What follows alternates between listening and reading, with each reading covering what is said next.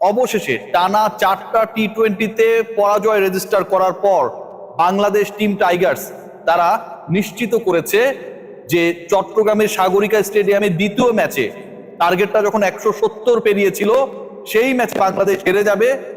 বাংলাদেশের টি-20 বিশ্বকাপের আগের সবচেয়ে সিরিজে বাংলাদেশ পরাজিত হবে, আয়ারল্যান্ডের বিপক্ষে বাংলাদেশ হেরে যাবে। এই যে সংখ্যা তৈরি হয়েছিল, সেই সংখ্যা তুড়ি মেরে উড়িয়ে দিয়েছে টিম টাইগার্স। লিটন কুমার দাস, যেই লিটন কুমার দাসের টিমকে নানাভাবে প্রভাবিত করার চেষ্টা করেছিলেন Gazi Ashraf Hossain Lipu, L versus L, Liton versus Lipu, attack counter attack, এই জন্য অনেকটা ফ্রান্স আর আর্জেন্টিনার সেই বিশ্বকাপ 2022-এর ফাইনাল মনে হচ্ছিল।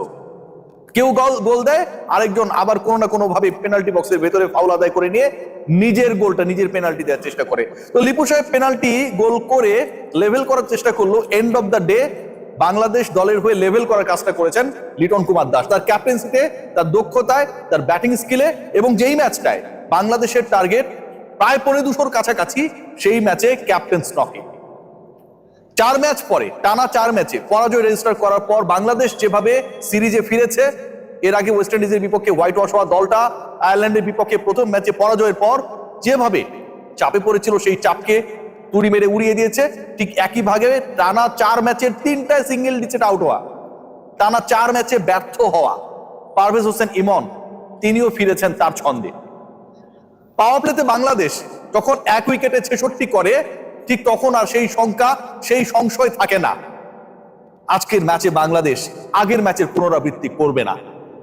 যে ম্যাচে বাংলাদেশ সবশেষ ম্যাচে 181-82 টার্গেট তারা করতে গিয়ে 6 ওভারের মধ্যেই 4 উইকেট হারিয়ে ফেলেছিল, 18 রানের মধ্যে 4 উইকেট নেই, পাওয়ার প্লেতে 20-এর বেশি তুলতে পারে নাই।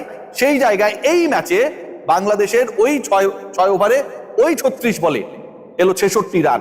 2 ম্যাচের যদি কম্পেয়ার করা হয় তাহলে সেই পার্থক্যটা 46 রানের। উইকেটের যদি কম্পেয়ার করা হয় 4 ভার্সেস 1, 3 উইকেট বাংলাদেশ কম হারিয়েছে। ম্যাচুড বাংলাদেশ। এই দলটাকে যদি ম্যাচের আগ মুহূর্তে গাজী আশরাফ হোসেন লিপু তার ওই বক্তব্য না দিয়ে, অস্থিরতায় না ভুগিয়ে তাদের মতো থাকতে দিত, তাহলে আজকের এই দিনে বাংলাদেশ সিরিজটাও নিশ্চিত করে ফেলতো। বাংলাদেশের এই ম্যাচে ফেরা অনেকগুলো দিক থেকে সিগনিফিক্যান্ট। প্রথম পার্ট যেটা, সেটা হচ্ছে লিটনের ক্যাপ্টেন্সি। আন্ডার প্রেসার যেভাবে লিটন ছিলেন, যেভাবে ম্যানেজমেন্ট থেকে প্রেসার ক্রিয়েট করা হয়েছে, টিম সিলেকশন নিয়ে ক্যাপ্টেনকে যেভাবে বারবার নানা ধরনের ডিস্টারবেন্সের মধ্যে যাওয়ানো হয়েছে, প্রত্যেকটা জায়গা নিয়ে একটা সংশয়ের জায়গা ছিল, সেখান থেকে বাংলাদেশ ব্যাক করেছে। সেকেন্ড পয়েন্ট যেটা, ক্যাপ্টেন নিজে অসাধারণ খেলেছেন। থার্ড পয়েন্ট যেটা, 2 ওপেনার, তামিমের পারফরমেন্স নিয়ে স্যাটিসফ্যাকশন থাকলেও ইমনকে নিয়ে কিছু জায়গায় ঘাটতি ছিল, সেই ইমন আজকে আবার তার ফর্মে ফিরেছেন। অস্বস্তির জায়গা যদি বলেন, তাহলে আমার কাছে মনে হয় শুরুতে ওই রান আউটটা না হলে বাংলাদেশের জন্য গোল অ্যাচিভ করা, লক্ষ্য অ্যাচিভ করা, 2 ওপেনারের দারুণ একটা পার্টনারশিপ দেখার সেই সুযোগটা হতো, সেটা হয় নাই। যদি আজকে ইমন রিভার্স সুইপ করতে গিয়ে যেভাবে আউট হয়ে গেলেন, অসাধারণ ক্যাচ নিয়েছেন আইরিশ ফিল্ডার, সেটা যদি না হতো তিনি হয়তো ম্যাজিক ফিগার 50 ছুঁতে পারতেন। এই যে ছোট ছোট ঘটনাগুলো বাংলাদেশ মিস করেছে, তারপর এন্ড অফ দ্য ডে আজকের এই ম্যাচ সবচেয়ে বড় স্বস্তির। বিশ্বকাপের আগে সবচেয়ে সিরিজে আপনি যদি টানা আইরিশদের বিপক্ষে হেরে যান, সেই আইরিশদের বিপক্ষে যদি আপনি পরাজয় রেজিস্টার করেন টানা 2 ম্যাচে, যারা এই বছর একমাত্র জয়টাই পেয়েছে বাংলাদেশের বিপক্ষে, এটা পুরো দলের জন্য সেটব্যাক, এটা পুরো দলের জন্য অবমাননাকর, পুরো কনফিডেন্সের জায়গাটা নষ্ট হয়ে যাওয়া। সেই জায়গা থেকে আমার কাছে মনে হয় আজকের 3টা পরিবর্তন, যেই 3 পরিবর্তন দলে কিছুটা হলেও আমার কাছে মনে হয় যে একটা ফ্রেশ স্টার্টের ক্ষেত্রে বড় ভূমিকা পালন করেছে। শাহ মাহেদি আবারও তার ক্লাস দেখিয়েছেন, আবারও লিটন কুমার দাস ফর্মে ফিরেছেন, আবারও আউট অফ ফর্ম থেকে দারুণ ভাবে ফিরে এসেছেন পারভেজ হোসেন ইমন, এবং আবারও বাংলাদেশ জহুর আহমেদ চৌধুরী স্টেডিয়াম, যেটা আগে ছিল এখন যেটা সাগরিকা স্টেডিয়াম, সেই মাঠে তারা যে বড় রান তারা করতে পারে সেই সক্ষমতা দেখিয়েছে। আজকের এই ম্যাচে আরো একটা বড় প্রশ্নের উত্তর আমরা খোঁজার চেষ্টা করি, যে প্রশ্নের উত্তর পাইনি, লিটন মনে হয় সেটা দেখিয়ে দিয়েছেন। সেটা হচ্ছে, দেখেন বাংলাদেশের অনেক ক্রিকেটারকে এই যে বিপিএল শুরু হবে, যেই বিপিএল কে কেন্দ্র করে বিশাল উন্মাদনা রয়েছে, কে খেলবে কে খেলবে না, কে ফিক্সার না, কার বিরুদ্ধে প্রমাণ রয়েছে কার বিরুদ্ধে নেই, এই যে নানা নাটক চলছে, সেখানটায় ডিরেক্ট সাইনিং এ বাংলাদেশের ক্রিকেটারদের মধ্যে টি-20 দলের ক্যাপ্টেন লিটন কুমার দাস কোনো দলে নাই। লিটনকে কেউ নেয় নাই। যে 6টা ফ্র্যাঞ্চাইজি খেলছে, এই 6টা ফ্র্যাঞ্চাইজি কেউ না কেউ কোনো না কোনো দলের কোনো না কোনো ক্রিকেটারকে ডিরেক্ট সাইন করিয়েছে, বিদেশি করেছে, লোকাল করেছে, লিটনকে করে নাই, ক্যাপ্টেনকে করে নাই। যেই ফরম্যাটের বিপিএল হবে, সেই ফরম্যাটের ক্যাপ্টেন, ন্যাশনাল টিমের ক্যাপ্টেন, তিনি ডিরেক্ট সাইনে কোনো দলের মধ্যে নাই। ইন্ডিকেট করে একটা জিনিসই, ইদার লিটন কুমার দাস তিনি যে প্রাইসটা চেয়েছেন, ডিরেক্ট সাইনিং মানে এখানটা অন্য আন্ডারহ্যান্ড ডিলিংস কিছু হয়, এটা আপনারা সবাই জানেন যে মূল্যটা দেয়া হয় 50 লাখ, লিটন হয়তো চেয়েছে 1 কোটি, সেটা কেউ দিতে রাজি না। প্রয়োজনে আমি ভালো ক্রিকেটার খেলাবো না, বড় বড় কথা বলবো, কিন্তু লিটনকে আমার নেওয়ার দরকার নেই।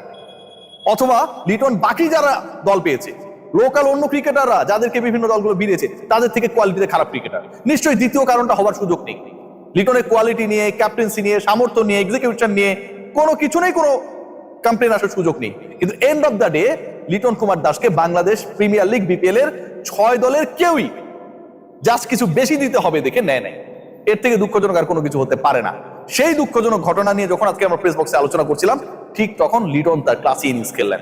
ঠিক তখন আমার কাছে মনে হয় যে উইকেট হারানোর পর, স্পেশালি প্রথম উইকেটটা চলে যাবার পর সেকেন্ড উইকেটে যে পার্টনারশিপটা খুব বেশি গুরুত্বপূর্ণ ছিল, সেকেন্ড উইকেট পার্টনারশিপের উপর ডিপেন্ড করে পাওয়ার প্লেতে বাংলাদেশের মোটামুটি একটা চ্যালেঞ্জিং স্কোর তারা করতে গিয়ে স্মার্ট টোটাল দেওয়ার দরকার ছিল, সেই জায়গায় সাকসেসফুল রোল প্লে করেছেন।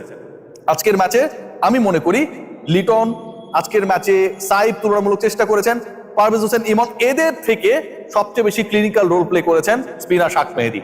তিনি যদি ওই সময়টায় 3টা উইকেট না দিতেন, 4 ওভারে 25 রান এই সিচুয়েশন ক্রিয়েট করতে না পারতেন, তাহলে লক্ষ্যটা আরো 20-25 রান বেশি হতে পারতো। আর সেটা যদি হতো, শেষ মুহূর্তে গিয়ে যে টেনশনটা তৈরি হয়েছে, সেই টেনশনটাই বাস্তবতার মুখ দেখতো। বাংলাদেশ হয়তো এই ম্যাচটায় যেভাবে আমরা এক্সপেক্ট করেছি ঘুরে দাঁড়াবে, সেটা পারতো না। সো ওভারঅল বাংলাদেশকে কংগ্রাচুলেশনস, লাস্ট ম্যাচে জিতলেই টি20 বিশ্বকাপের আগের সিরিজটায় বাংলাদেশ জয় পাবে।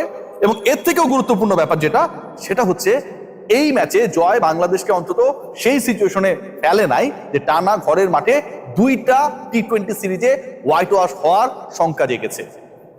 দেখা যাক শেষ পর্যন্ত কি হয়, বাট বিশ্বকাপের আগে this is really a very very good victory. Take care.